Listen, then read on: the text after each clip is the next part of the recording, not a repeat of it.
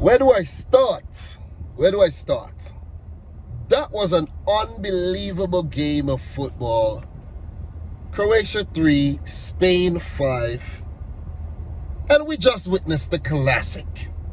Are you not entertained? Are you not entertained?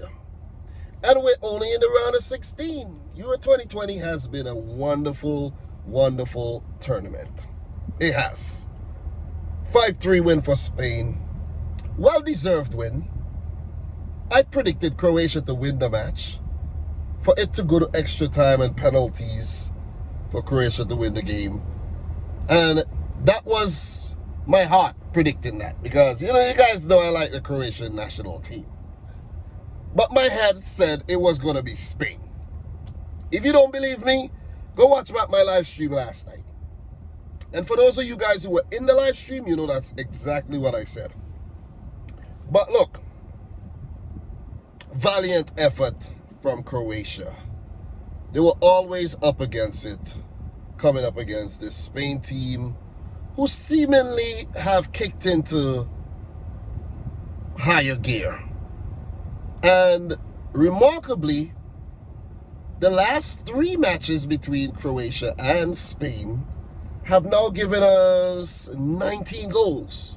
6-0 win for Spain, 3-2 win for Croatia, and now a 5-3 thriller. Please, please, give us more Croatia versus Spain in the near future. Not just in the future, in the near future, because that was simply amazing, man. That was amazing. So, in terms of the goal scorers, we had an own goal credited to Pedri, but it should be given to Unai Simon. What a goal! What an own goal! It was all Spain. They had a few chances that they didn't take. Morata, Koke, and Croatia were just defending for their lives. Guys, there's so many notes I wrote down for this game. I can't even touch on every little thing in this little reaction video. I will be going live later and I will be breaking every single segment of the game. I'm going to break it down. So tune in later.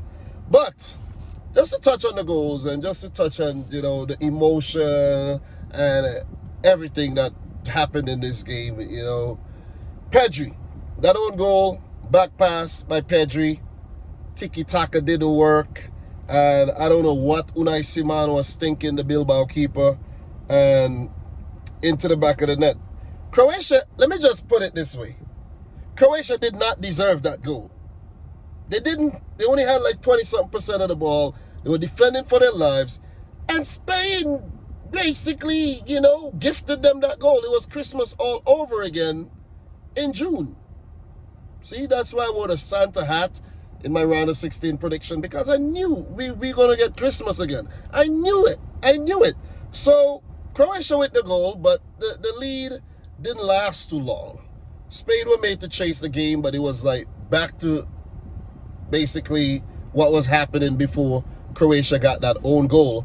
And Sarabia, he put away one in the 38th minute. That was a good goal, and it was a well-deserved goal for Spain after, considering the pressure they had applied on Croatia. It was 1-1 at halftime. They came back in the second half. It was a cagey affair for the first 10 minutes or so.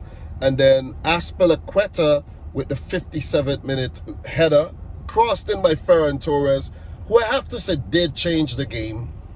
He started, but he really came to life in this game. And he has been a stalwart for Spain in about his 15 or so caps, scoring about 8 to 9 goals and bagging a handful of assists as well. So you got to give it to Ferran Torres, though. That didn't come out too right? It didn't, but it happens. It happens. So Croatia relinquishing the lead, Spain coming from behind, and not many teams have came from behind at this tournament. So 57th minute goal, and then Ferran Torres. At that time I was saying that's game over for Croatia. 76th minute, Croatia fell asleep during a free kick where they chose to take some drinks, and even Joško Vardiol, I could see him throwing away the water bottle and running towards the ball. Quick free kick taken by, I think that was Torres, to Ferran Torres. You know, the Torres link it up. And Croatia, basically, they were in the game. They were in the game, and we ultimately learned that they were never out of the game. But being 2-1 down, they were still very much in the game. And giving up a third goal seems like all was lost. But Zlatko Dalic deserves some credit for his substitutions as well. Brekalo came on. Orsic came on. Orsic, the man who we've been waiting for all tournament, and this is when, I don't know, maybe he was injured, I don't know. But Mario Pasalic came on as well. Ante Budimir came on. And these guys actually changed the game.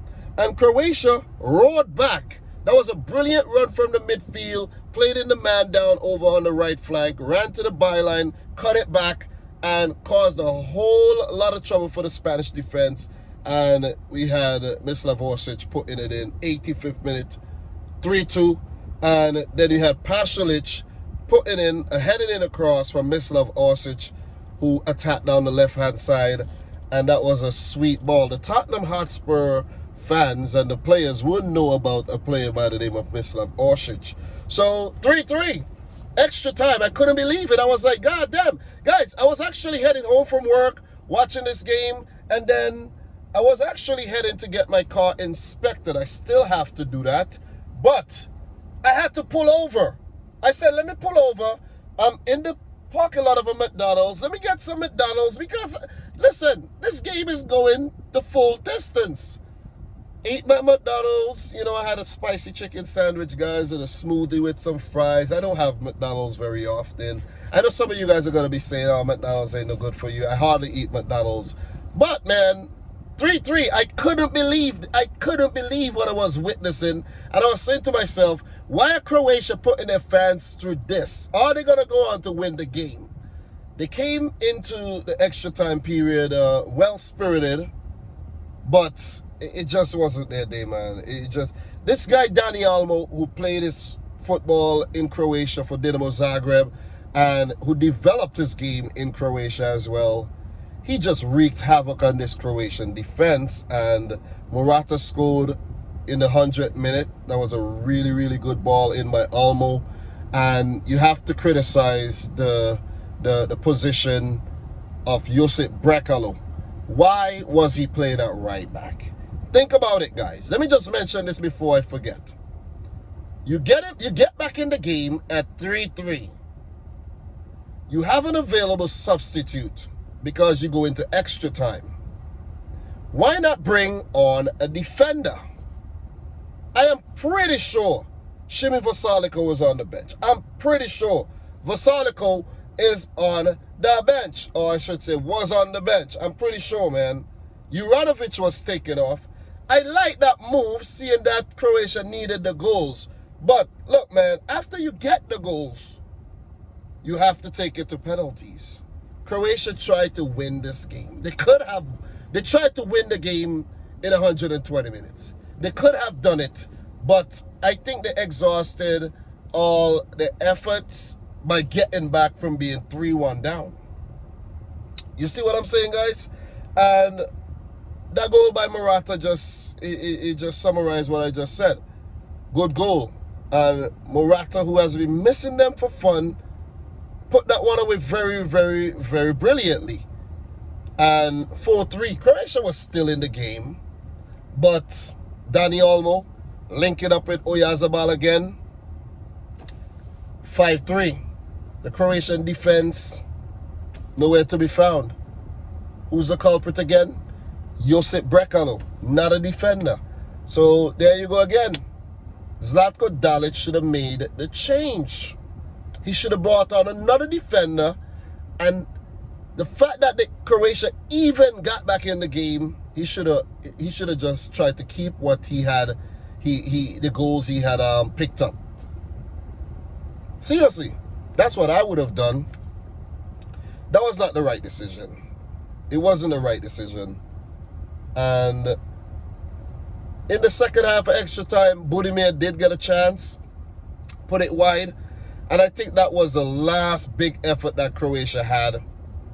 I could remember Orsic getting a chance that he blasted over as well. But Spain, they were just all over Croatia. They could have scored 6 or even 7. Modric was even taken off. Ivanušec brought on. And that's where, it goes back. Why not bring on a defender? Why not bring on a defender? Why you bring on Ivanušec so late? Yeah, I know you're trying to score, but you should have made a substitution and bring on a defender and actually tried to take the game to penalties. Because that's exactly what I predicted. I predicted Croatia to win on pens. And I fancied them to win on pens. You see what I'm saying? But you got to give credit to Spain, man. You know what I mean? You got to give credit to Dani Olmo, Ferran Torres. They were brilliant. Azpilicueta had a good game. Busquets had a good game. You see what I'm saying? Morata, decent game. Decent game. Could be better.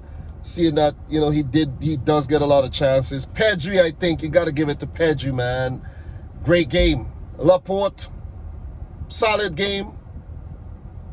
Still let in 3 goals. A lot of people I saw on Twitter criticizing Pau Torres. He had a solid game still. You got to give Croatia the credit there for coming back. You can't really blame the Spanish defense or the goalkeeper there. The goalkeeper who actually came back very, very well. He came back very well. You got to give it to him, man. Psychologically, he came back really, really, really well. And I think he ended up having a solid game. And we'll see him in goal again in the future for Spain. We'll see. You're not going to see a Karius moment where he never played for Liverpool again. You know what I'm saying? So, look, that was a classic. Spain, looking a little suspect. 5 goals in back-to-back games, but still looking a little suspect. Seriously. They look good, but they have the moments where they look very, very suspect. They will play one of France versus Switzerland, and if they meet France, that would be a hell of a game. That would indeed be a hell of a game if they meet France. I want to see this Spain team against France. But look, Croatia, hold your head up high. You did well. You fought well, and never thought you would have taken the game to extra time after what had transpired. So, guys, these are just my quick thoughts, man. I'll let you know more a bit later. But I was thoroughly entertained. That was a great game of football. And that's what we want to see, especially as neutrals. That's what we want to see. And we were freaking treated, man. Let's not be ungrateful. We were treated. Okay? I'll talk more later.